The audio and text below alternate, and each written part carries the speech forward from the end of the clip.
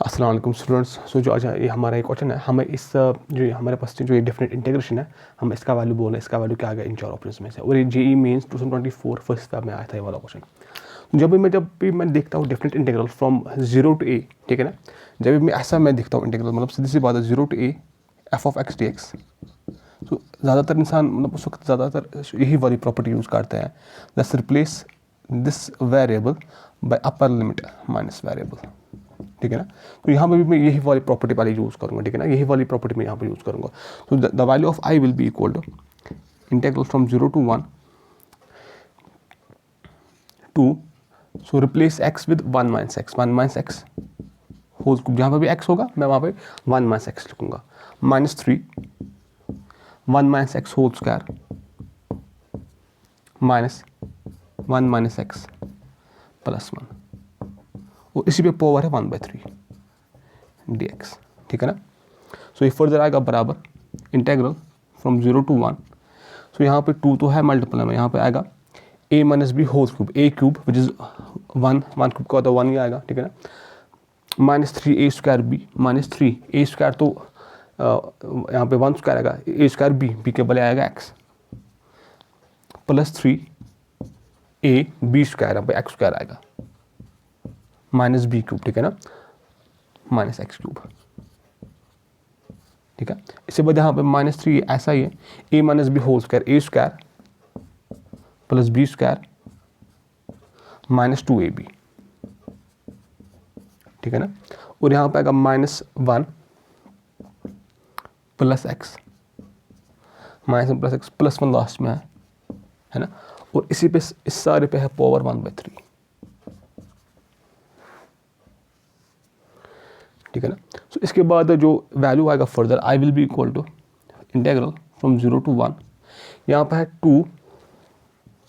Minus 6x plus 6x square minus 2x cube, यहाँ पे minus 3 x square plus 6x, और यहाँ पे लास्ट में प्लस x बचेगा, वो इसी पे 1/3 है पावर, ठीक है ना। और जो फर्दर आई का जो वैल्यू आएगा, जो आई का वैल्यू आएगा I will be equal to, यहाँ पे है इंटीग्रल फ्रॉम 0 to 1, पहले भी मतलब क्यूब वाली टर्म लिखूँगा, माइनस 2x क्यूब है, ठीक है ना, और यहाँ पे कोई टर्म नहीं आ रही जिसमें क्यूब है, सो यही टर्म मैं यहाँ पे लिखूँगा वापस माइनस 2x क्यूब। उसके बाद जो एक्स स्क्वायर वाली टर्म है, इसमें भी एक्स स्क्वायर, इसमें भी x square, 6x square minus 3x square, वो तो प्लस 3x स्क्वायर आएगा। उसके बाद एक्स वाली टर्म, ये माइनस 6x और ये प्लस 6x कैंसिल हो जाएगा,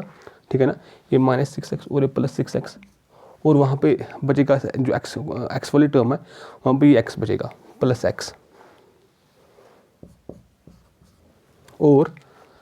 इसके बाद जो टर्म वहाँ पे बच रही है, जो कांस्टेंट टर्म है, यहाँ पे आगे ये मतलब 2 minus 3 which is minus 1,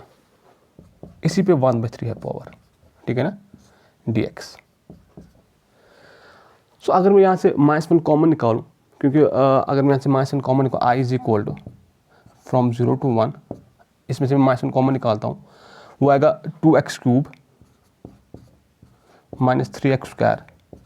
minus x plus 1, वो इस पर भी 1/3 है पावर, और -1 पे भी 1/3 है पावर, ठीक है ना। -1 पे जो 1/3 है पावर, तो -1 ही बनेगा, ठीक है ना, उसको मैं बाहर लिखूंगा उस -1 को, ठीक है ना। तो जो आई का वैल्यू है, अगर मैं देखूंगा यहाँ पे आई इज इक्वल टू, जो इंटीग्रल माइनस तो यहाँ पे है ही, so 0 to 1 2x cube minus 3x square minus x plus 1 whole पर 1/3 है, तो आई है, so I plus I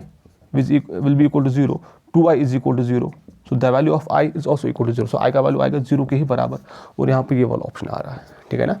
thank you.